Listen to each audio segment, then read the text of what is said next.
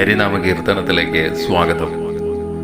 നത്വം വരും പരിചു കർമ്മവ്യവായമിഹ മതേ ഭവിക്കലും ഇതില്ലെങ്കിലും കിമവി തത്വാദിയിൽ പരമുദിച്ചോരു ബോധമതു ചിത്തേ വരേണ്ടതിഹ നാരായണായ നമ. നത്വം വരുന്നതിന്, അതായത് ഈശ്വര സാക്ഷാത്കാരത്തിന് കർമ്മവ്യവായം ഉണ്ടാകണം, അതായത് കർമ്മനാശം ഉണ്ടാകണം. വാസനാബന്ധമറ്റ് കർമ്മങ്ങൾ ചെയ്യുമ്പോൾ കർമ്മഫലം നമ്മെ ബാധിക്കുകയില്ല. ഇങ്ങനെ കർമ്മഫലനാശം വരുമ്പോഴാണ് സാക്ഷാത്കാര സിദ്ധി. എന്നാൽ ഇത് സാധ്യമാകുക അത്ര എളുപ്പമല്ല. തീവ്ര സാധന തന്നെ വേണം. ജീവിതത്തിൽ വച്ച് നമ്മുടെ സാധനയ്ക്ക് അനുസൃതമായി ഇത് സംഭവിക്കുകയോ സംഭവിക്കാതെ ഇരിക്കുകയോ ചെയ്യാം. എങ്കിലും നാം ശ്രമം തുടരണം. സാക്ഷാത്കാരം സാധ്യമല്ലെന്ന് കരുതി മാറി നിൽക്കരുത്. നാം ആ വഴിയെ സഞ്ചരിക്കുക. അപ്പോൾ തത്വാദിയെ അഥവാ ആദിയായ പൊരുൾ ഒന്നുണ്ട് എന്നും അതിലേക്ക് എത്തിച്ചേരാനുള്ള മാർഗങ്ങൾ ഏതൊക്കെയാണ് എന്നുമുള്ള ഒരല്പം ബോധം ചിത്തത്തിൽ ഉദിച്ചുണരും. അതുതന്നെ വലിയൊരു അനുഗ്രഹമാണ്.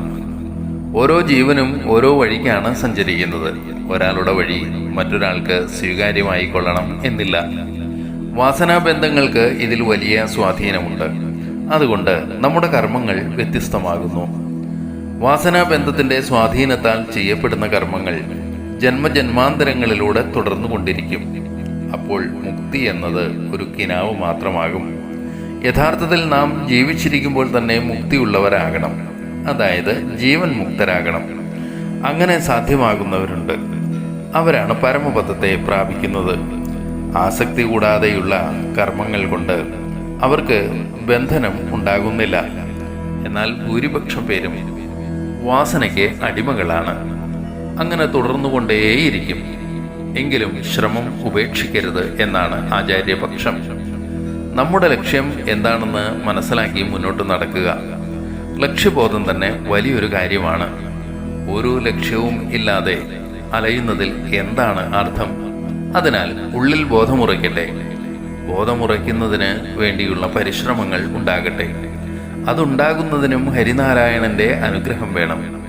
എന്തിനു ജീവിക്കുന്നു എന്ന് പോലും അറിയാത്ത ആയിരക്കണക്കിന് ആളുകളുണ്ട്. അതുപോലെ ആകരുത് നമ്മുടെ ജീവിതം.